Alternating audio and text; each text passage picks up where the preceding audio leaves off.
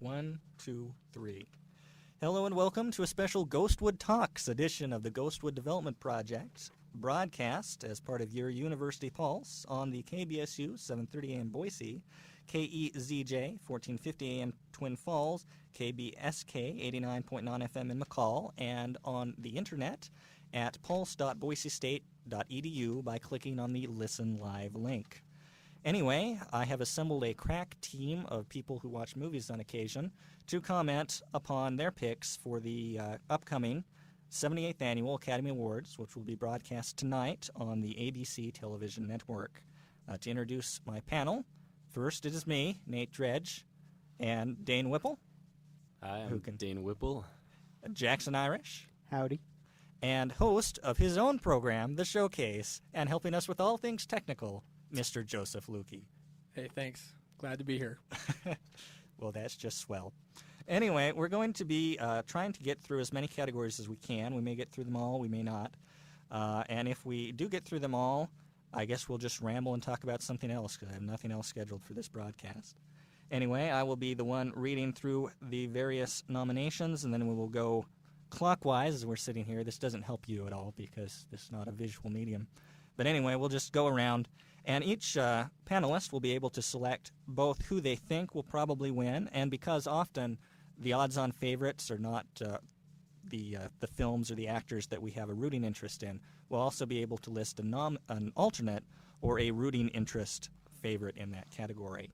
So we will start off with the category of Best Actor in a Film. The nominees are Philip Seymour Hoffman for Capote, Terrence Howard for Hustle and Flow, Heath Ledger for Brokeback Mountain, Joaquin Phoenix for Walk the Line, and David Strathairn for Goodnight and Good Luck. Well, I believe that the momentum this year seems to be with Philip Seymour Hoffman, and so I am predicting him as the winner in that category. However, I have my rooting interest in David Strathairn, whose name I can hardly pronounce, but whose performance is quite good in Goodnight and Good Luck, and he really seems to capture Edward R. Murrow. And Joe doesn't seem to think so. He's shaking his head, but we'll get to whatever he has to say later because I have a feeling he's just making up at random his choices. But we'll find out for sure in a moment. On to Dane. Well, Nate, I agree. I think that Philip Seymour Hoffman is both my rooting interest and who I think is going to win. I think some other notable performances would be Heath Ledger in Brokeback Mountain, Joaquin Phoenix in Walk the Line, and David Strathairn in Goodnight and Good Luck. I think they all did excellent portrayals of the characters that they were playing. But I think the difference in where Philip Seymour Hoffman really stands out is in the fact that he is playing a character that he absolutely despises.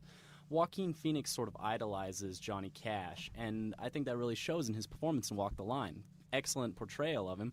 But the fact that Philip Seymour Hoffman despises Truman Capote and can still do a convincing and, I would say, sympathetic portrayal of Truman Capote, to me is just a real testament that it is one of the best performances of the year and, in my mind, what should win. That's very good. I didn't know that about him despising the character. That's impressive. I'd also felt that some of the momentum behind him, and as we had been talking about on a previous occasion, is that he had been apparently snubbed for quite a few performances over the last few years. And I think often when you have a case like that, there's like almost a sympathy vote. It's like, this guy's so good, he needs to get his award. This will do to give him his award. But anyway, we need to move on to Jackson for his picks. Yeah, I love how Dane mentioned everybody but Terrence Howard. He just totally snuffed Terrence Howard for Hustle and Flow. Not that I'm rooting for him. I also have picked Philip Seymour Hoffman to take the Oscar for Capote. However, I almost want to say that I have a rooting interest in Joaquin Phoenix just because I really like Joaquin Phoenix. But I'm picking Terrence Seymour Hoffman to win, and I'm going to root for him as well. Well, I think you guys are all full of crap because from what I've seen in the previews, I think Joaquin Phoenix is definitely the strongest candidate for Best Actor in the movie because he does look like Johnny Cash. Now, how many of the movies this year have you actually seen, Joe? I saw a handful. You saw a handful. A handful. I've seen... you told us that you thought you saw The Lion, the Witch, and the Wardrobe earlier? I have seen The Lion, the Witch, and the Wardrobe on second thought, and I've seen Batman, and Star Wars. Didn't you think you'd seen Crash as well? I've come close to seeing Crash. Oh, It was on my mantle, the DVD. Mm-hmm. I almost put it in the player and pushed play. Wow, that's For those of impressive. you who can't see, he does have very small hands, so when he says a handful, that really does mean 2 or 3 films. Indeed. And I should note too, and I think with most of us, I mean, we're college students. We're on a budget. We haven't seen most of these films. I've seen probably about Speak half for of the yourself. nominees. Okay, well, I've seen about half, and then a lot is based on reputation and other things I've heard and trying to predict patterns and stuff. But anyway, we need to move on now to Best Supporting Actor in a Motion Picture. The nominees are George Clooney for Syriana, Matt Dillon for Crash, Paul Giamatti for Cinderella Man, Jake Gyllenhaal for The Brokeback Mountain, and Mr. William Hurt for A History of Violence. Now, I believe Matt Dillon has got this sewn up. Crash was a great movie for supporting cast, and he is the representative, in a sense, of the entire huge cast of Crash, and I think he's going to get it not just for that reason, but because he did a great job making his character both despisable and also sympathetic, which is basically what that movie was about. Though I do have a personal rooting interest in one Paul Giamatti, who has been snubbed the last few years. He was not even nominated for American Splendor. And then in Sideways last year, he also had a very strong performance. I can't remember if he was nominated or not. He was. Yeah. Anyway, Dane, your picks? Well, I think it's kind of interesting. We have the same picks for that one. I actually think that George Clooney will win for Syriana. But my personal pick would be for Matt Dillon in Crash. I think here is a performance from someone who is not typically a good actor. He hasn't made a lot of great movies, and his contribution to the movies that he has been in has been very, very minimal. So here you have him in a role that he is fully occupying in an excellent movie, and like you said, it really does sum up the entire cast performance in his performance. I also have a slight rooting interest in Paul Giamatti. I feel he has been snubbed the last few years, and his performance in Cinderella Man is excellent. And I think one person that I would also like to note in Cinderella Man would definitely be Russell Crowe. I thought his performance complemented Paul Giamatti's as well. It's a real shame that he didn't get nominated, but he has been nominated 3 times in the last 6 years, and he's a real jerk in Hollywood, so I don't think we'll be seeing any nominations of him in the Not a lot of future. sympathy. But my pick, Matt Dillon for Crash. Okay. Jackson? Well, I originally was going to go with Matt Dillon, much for that same reason that it's a great ensemble cast and he had an outstanding performance in it. But I have decided to make my vested rooting interest also my actual pick. So I am going to give the nod to Paul Giamatti in Cinderella Man. I'd been rooting for him the last few years and like to see him finally walk away with one. And I feel that he actually does have a pretty good chance this year. So I wouldn't count him out. He was really solid in that role, definitely. Yeah. I have seen Cinderella Man on second thought. Half of it. I saw the first half, and it was pretty good. And but that's not. And I do know who Matt Dillon is. So, but I'm going to go with William Hurt with A History of Violence on this one, just because I think he needs more cred in the business, and I think. I don't know what I'm really talking about, William but Hurt does need some street cred. he needs a lot more street cred. And maybe the bling bling of an Oscar would help him out. Yes, with the that. bling The bling. Oscar. Personally, I think it's ridiculous that William Hurt is even nominated. Yes, it is an incredible performance, but William Hurt has been nominated for so many performances that, in my opinion, he did not deserve. So I Dane, do you found wanna it a take this real outside? shame for him to be. I just found it a real shame that he was nominated in a year where the competitiveness in the acting categories is at a real peak. So I found it a shame that he was nominated this year. I do find it interesting, though, that we've all done the same thing that the Screen Actors Guild did and have completely snubbed Jake Gyllenhaal. Okay. Good for us. Anyway, we're going to pick it up slightly. We still got a good amount of time, and I think, well, we'll get to that when we get to that. We're going on to Best Actress in a Leading Role. The nominees are Judi Dench for Mrs. Henderson Presents, Felicity Huffman in Transamerica, Keira Knightley for Pride and Prejudice, Charlize Theron for North Country, and Reese Witherspoon in Walk the Line.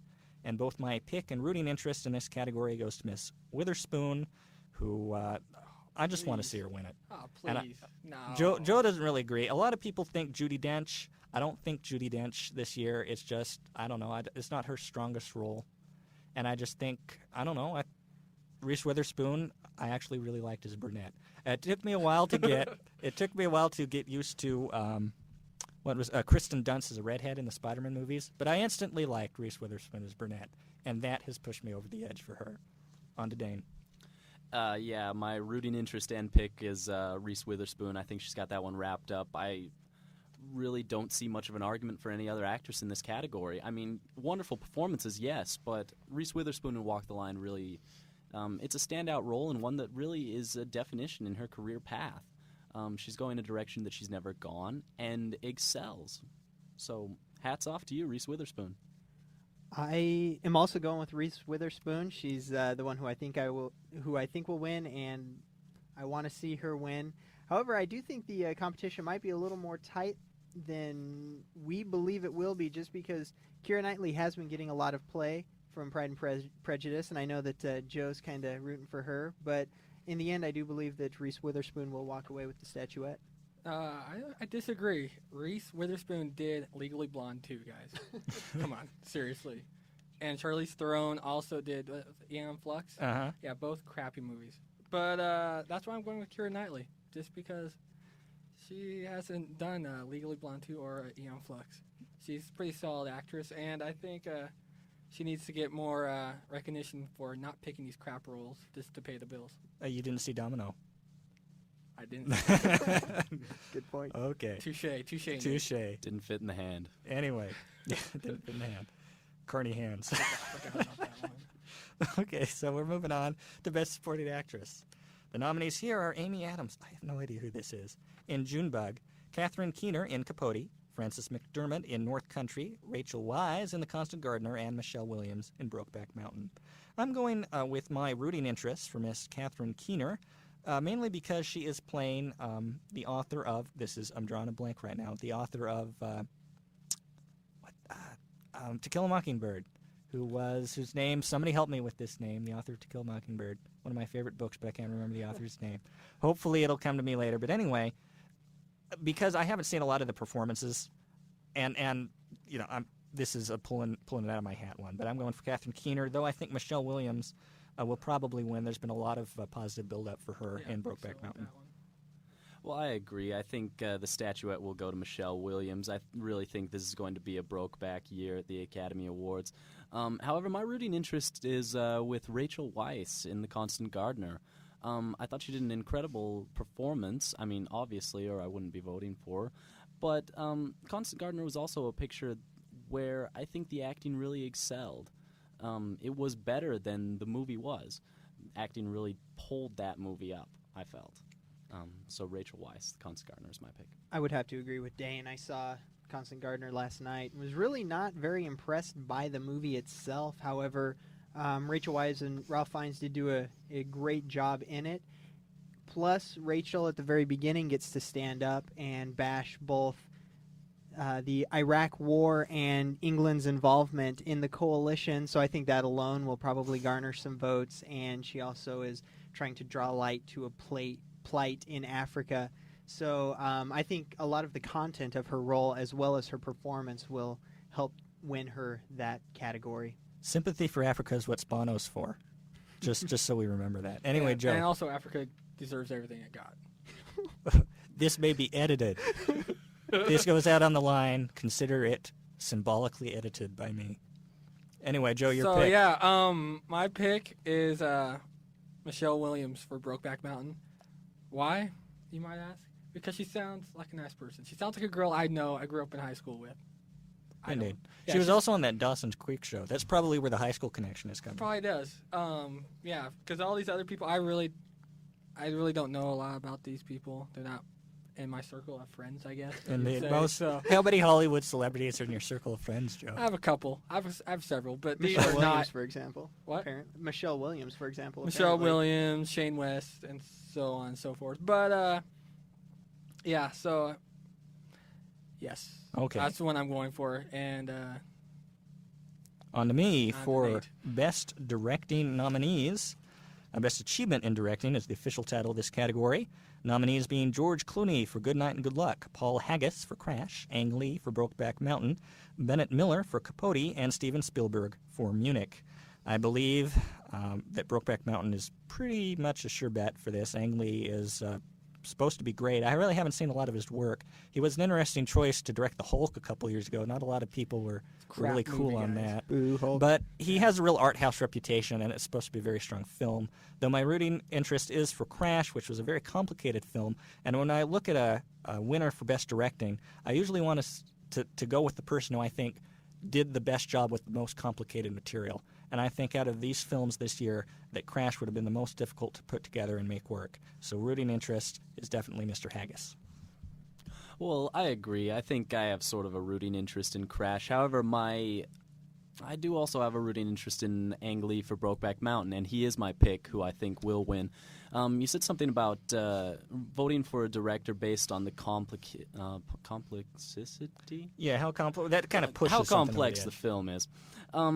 I would actually agree with that. However, I go for Ang Lee due to the amount of controversy that has been brought to Brokeback Mountain. I think that a director could take on a subject like homosexual cowboys and turn it into a respectable film. Really shows an incredible talent of directing on Ang Lee's part. I also would like to note his sort of flexibility as a director. He really shows off his ability to handle different subject matters. Now, Ang Lee has also been the director of Pride and Prejudice, or was it? Ang Lee has also been the director of Sense and Sensibility and Crouching Tiger, Hidden Dragon. And I think simply the difference in those three films really shows off his versatility as a director. So I'm going to have to go with Ang Lee for Brokeback Mountain.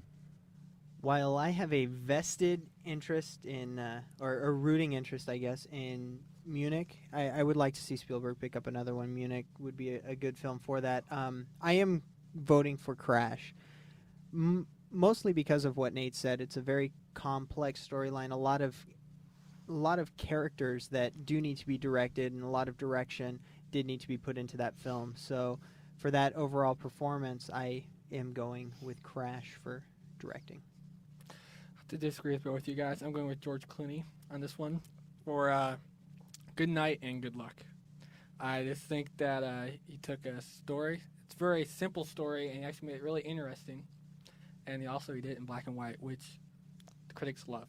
Critics love the artsy black and white. It's in black and white. It must be important. Indeed.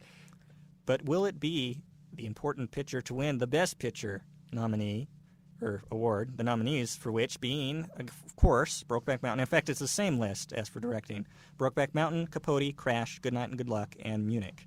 While I liked Crash and Munich quite a bit, I believe that my rooting interests are going to go to Good Night and Good Luck. It was the film I think, like I saw Crash again since I saw it originally in the theater, and I think it's one of those films that a lot of its power comes from the initial shock and impact of the film, and that in further viewing, it'll wear a little more than something like Good Night and Good Luck, which is not so much about the shock value, but more about, and I'm not wanting to knock the performances in Crash, but I think because it's so associated with that initial impact that it won't wear as good, I guess, as Good Night and Good Luck, though I think Brokeback will take the award. Well, I agree, Nate. Brokeback Mountain is going to take home the statuette for Best Picture. However, my rooting interest and my vote would definitely go to Crash. I think, as you said, it is a sort of live-in-the-moment film. It does not stand up as well to repeated viewings as films like Good Night and Good Luck, Munich, and even Brokeback Mountain. However, I think that's part of the beauty of it. It is a moment, is a snapshot. The entire movie takes place over the period of several hours. I mean, I think that this snapshot of real life in the streets of L.A.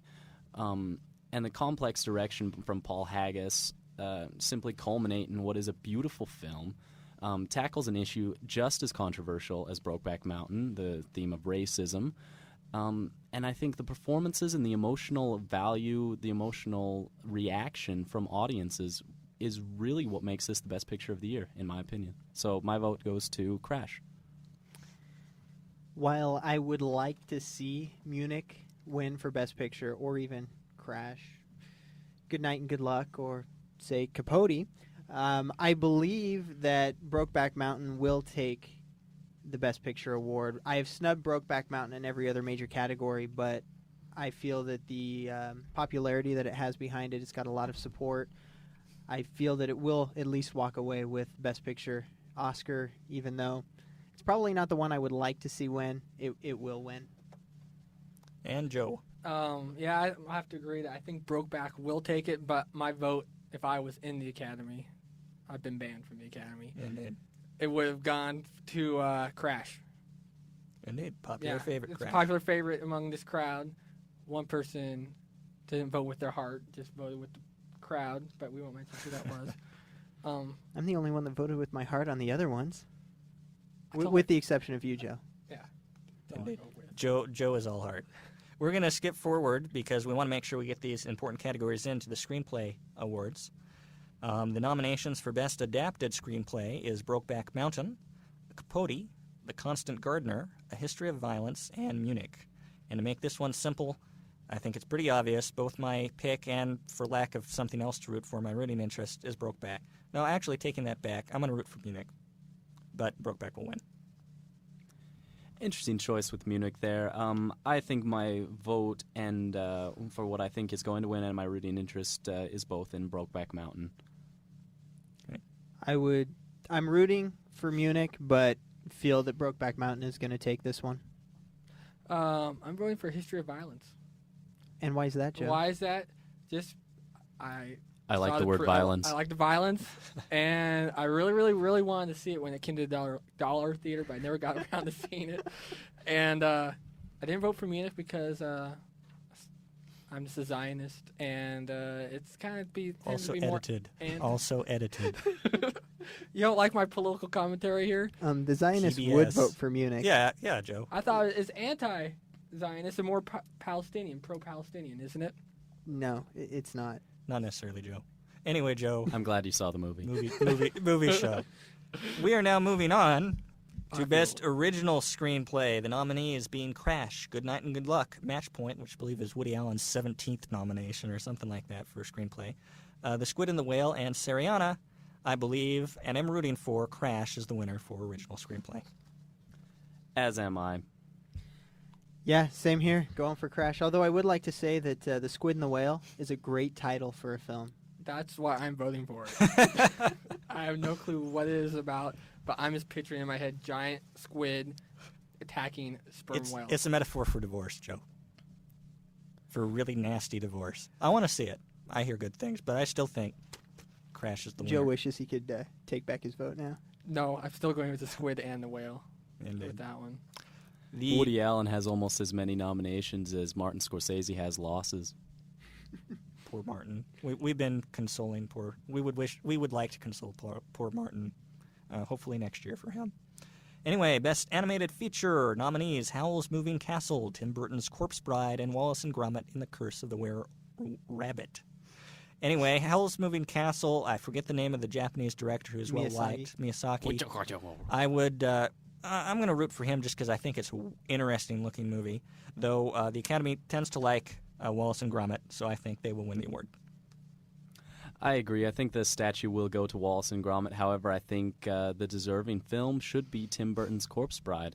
Now, this is not... if I were to vote for achievement in an animated film, I would probably have to say Howl's Moving Castle. Or even Wallace and Gromit. It takes claymation animation to a whole new level in a feature film.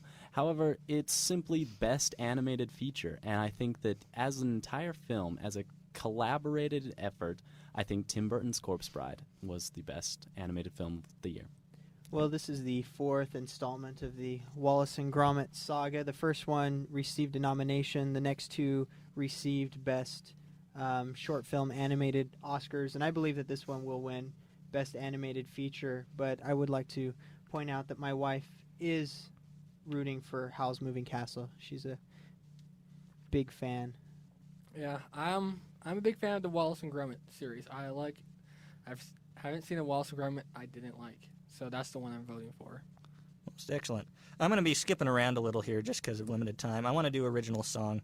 It's a short category. Only 3 nominations this year. Rather disappointing.